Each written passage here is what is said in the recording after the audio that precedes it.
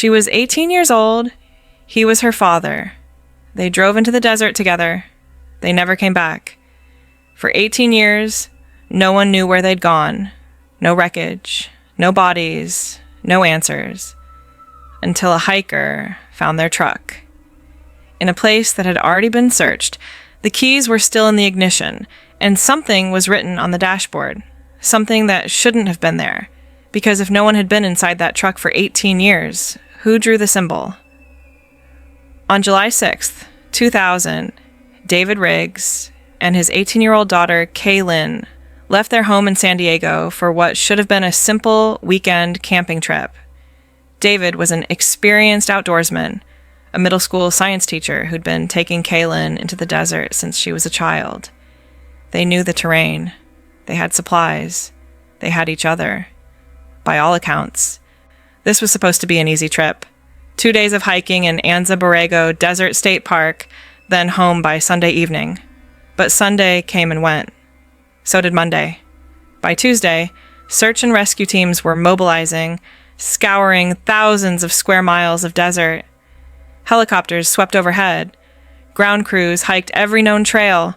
Volunteers distributed flyers across 3 counties. For months, the search continued, and for months, the desert gave nothing back. No tire tracks, no campsite, no distress signals. David and Kaylin Riggs had simply vanished. The case went cold. Years passed. Melissa, David's ex-wife and Kaylin's mother, never stopped searching. She organized annual search parties. She kept David's phone line active. She held on to hope, even as that hope grew thinner with each passing year.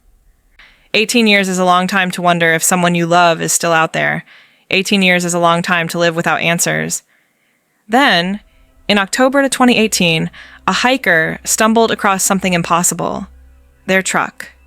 Partially buried in sand, miles from any marked trail, tucked beneath an overhang of rock. Inside were personal belongings, camping gear, and Kaylin's journal, open to the last entry she'd ever written.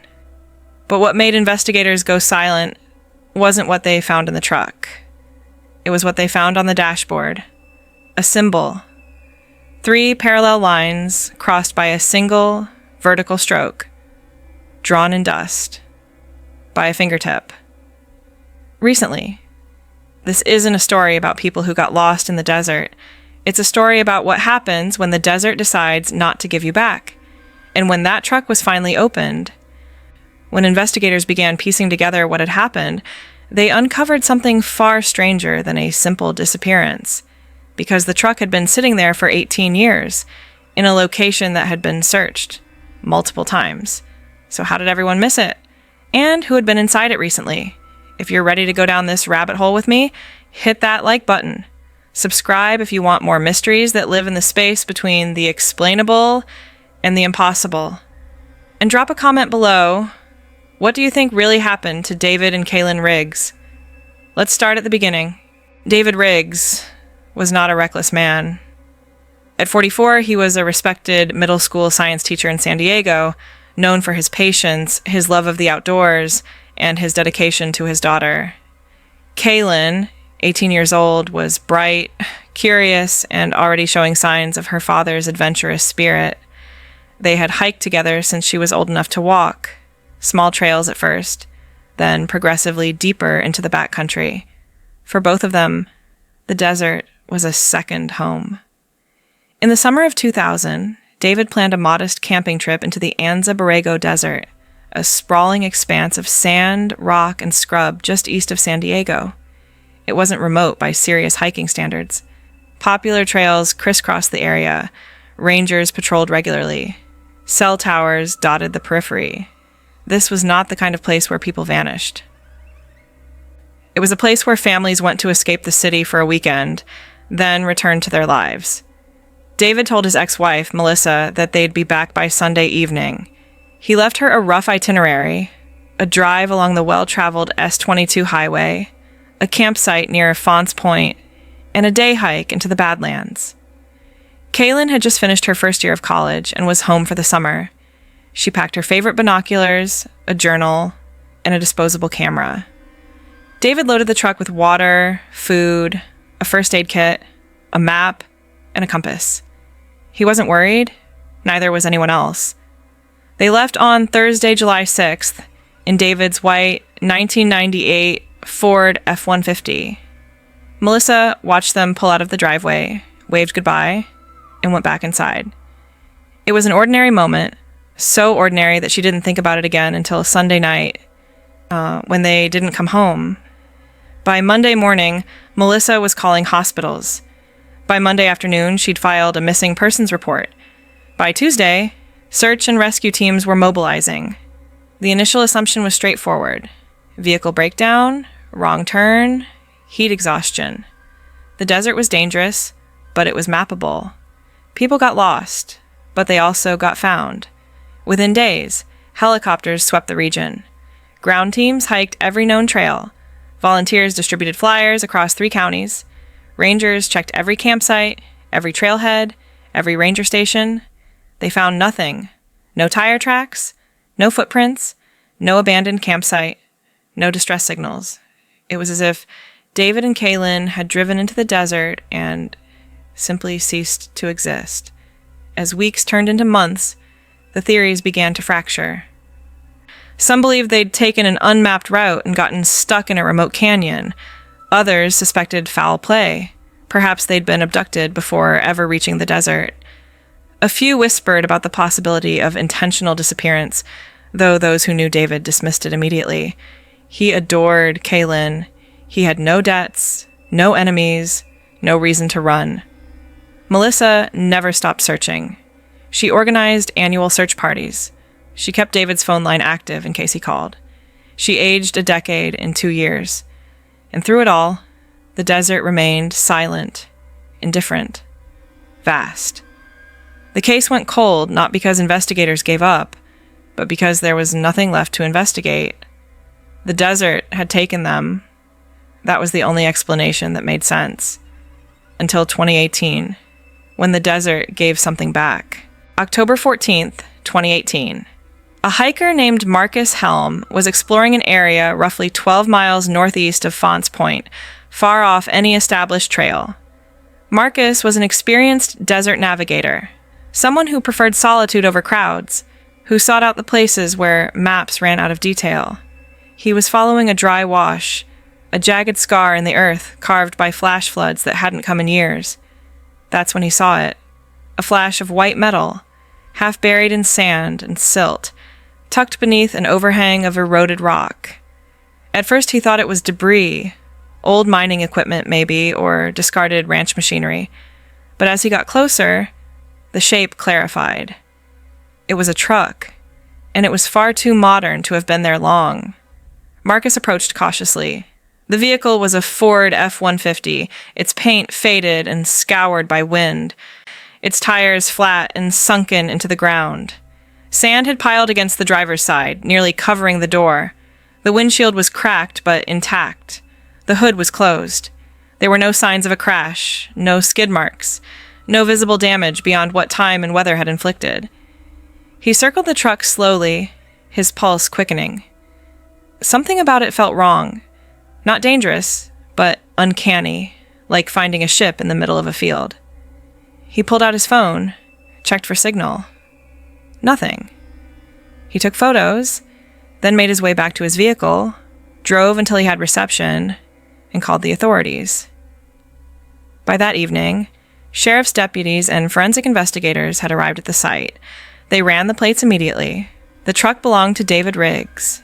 It had been missing for 18 years. The initial inspection was surreal. The vehicle appeared to have been deliberately parked, not abandoned in distress. The keys were still in the ignition. The fuel gauge read empty, but there was no evidence the truck had run out of gas violently. No scattered belongings, no signs of panic. The camping gear was neatly stowed in the truck bed, still secured under a tarp. Water bottles sat upright on the floor of the cab, their plastic clouded with age, but unbroken. Inside the glove compartment, investigators found David's registration, his insurance card, and a folded map of Anza Borrego with a route marked in pencil. The route didn't match the truck's final location. In fact, the marked trail was over 20 miles away, on the opposite side of a ridgeline that would have been impossible to cross in a pickup truck.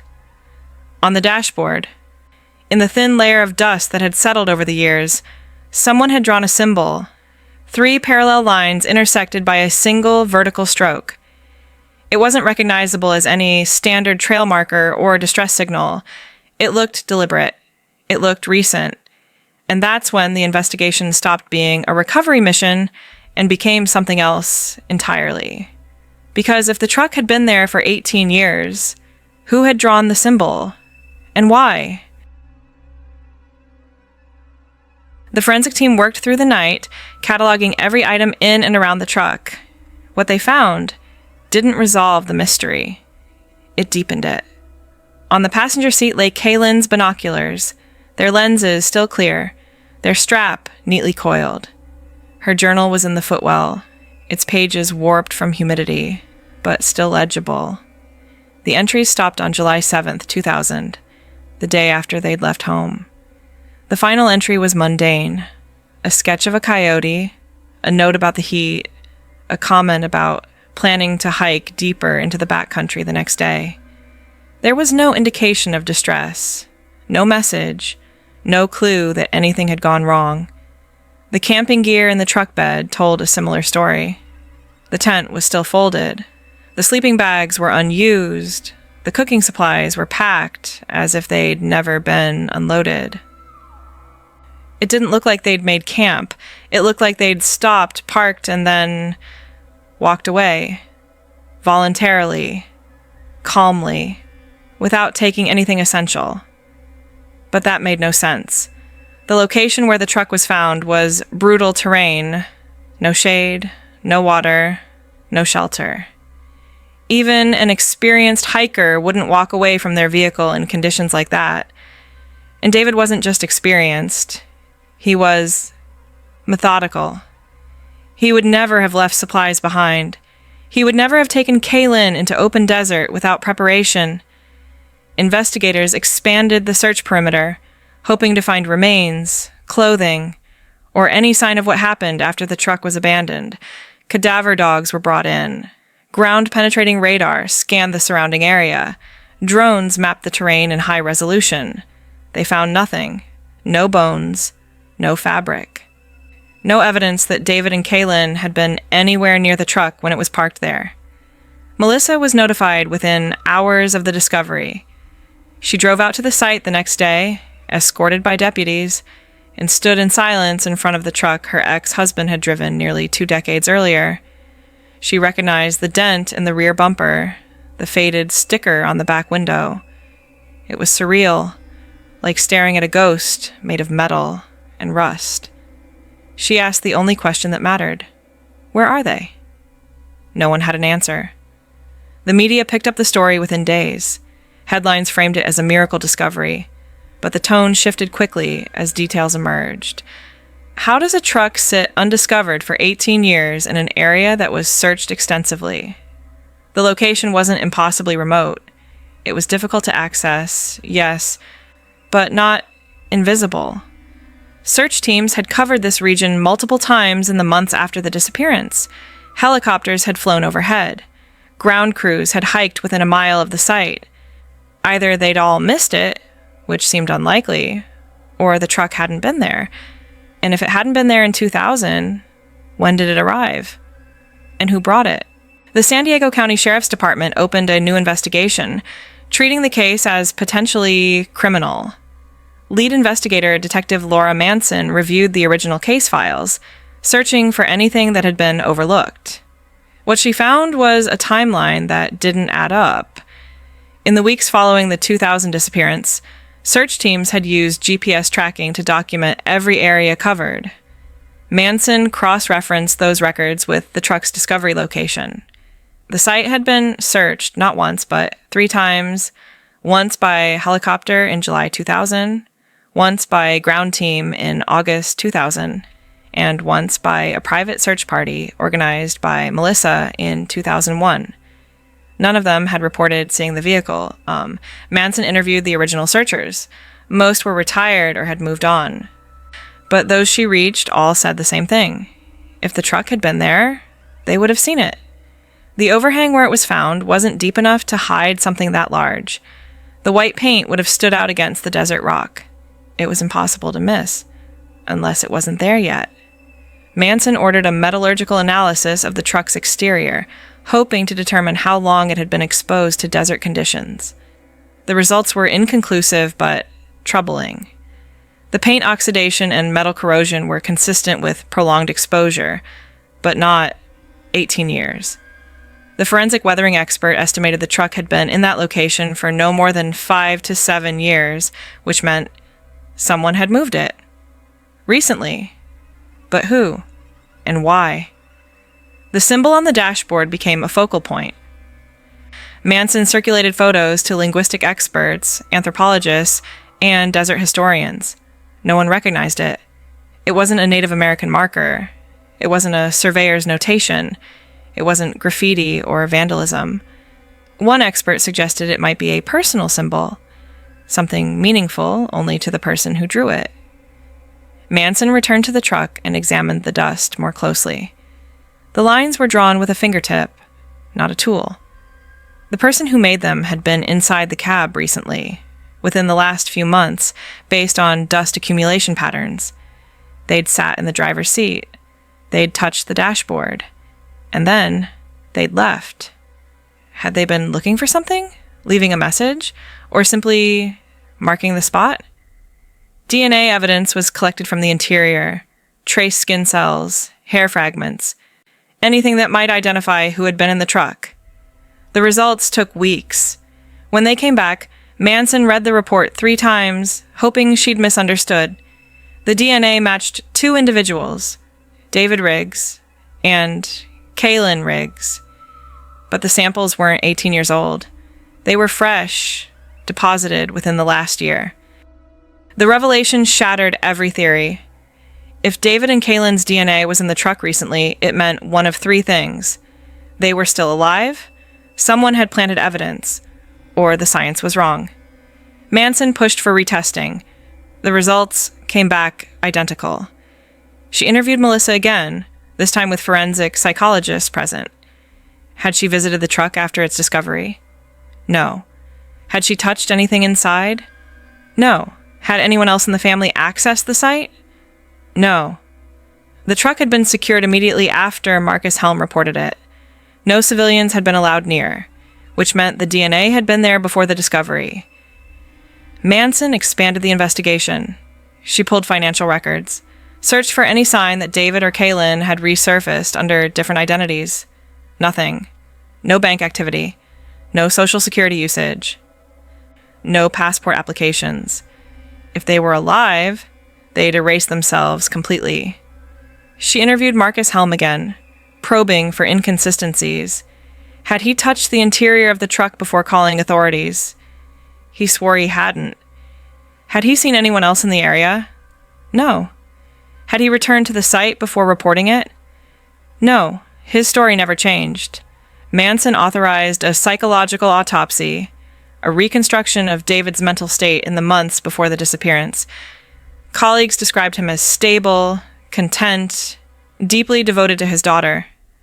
There were no financial problems, no legal troubles, no signs of depression or paranoia. He'd been planning lessons for the fall semester. He'd renewed his teaching contract. He wasn't a man preparing to vanish. But something gnawed at Manson. She reread Kaylin's journal, looking for subtext. Most of the entries were typical young adult observations, thoughts about returning to college in the fall, excitement about the trip, sketches of desert wildlife. But one entry, dated 3 days before the trip, stood out. Dad says we're going somewhere no one else knows about. He says it's a secret. I asked if Mom knows, and he said it's just for us. He looked happy. I've never seen him look like that. A secret location. Not on any map. Not mentioned to Melissa. Somewhere David had been planning to take his daughter without telling anyone. Manson felt the case shift beneath her. This wasn't an accident. It was a choice.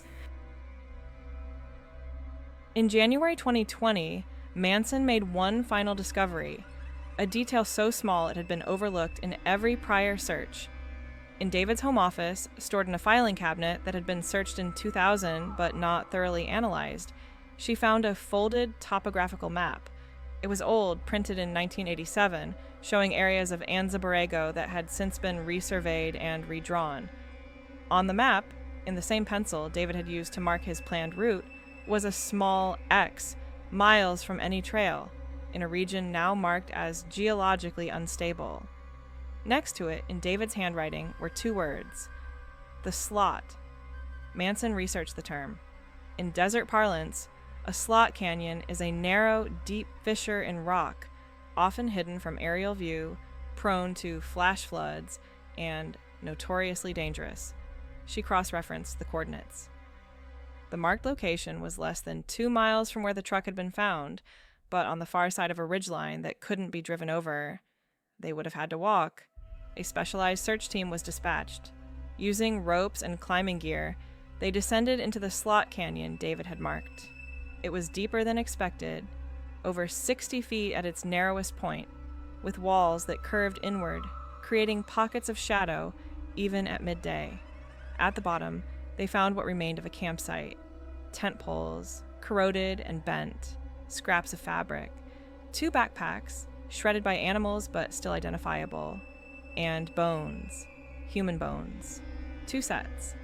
Dental records confirmed what everyone already knew. David and Kaylin had made it to the slot. They'd camped there, hidden from the world, in a place no one else knew about. And then a flash flood, sudden, violent, unstoppable, had filled the canyon. They'd drowned in the desert. But the question remained: if they died in July 2000, how did their DNA end up in the truck 18 years later? Manson reviewed the evidence one final time. And then she understood. The DNA wasn't from David and Kaylin. It was from Melissa. Mitochondrial DNA, passed from mother to child, was a partial match to Kaylin.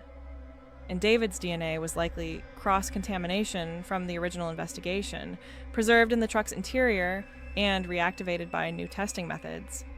The symbol on the dashboard? Drawn by Marcus Helm, the hiker who found the truck. He'd touched it, leaned inside, then convinced himself he hadn't. Memory is unreliable, especially in the desert. The truck had been there all along.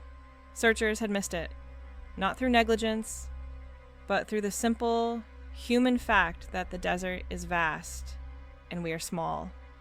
David and Kaylin Riggs died doing what they loved, exploring a place no one else knew. They died together, quickly, in a place they'd chosen. The desert didn't take them. They gave themselves to it. And sometimes, that's the only closure there is.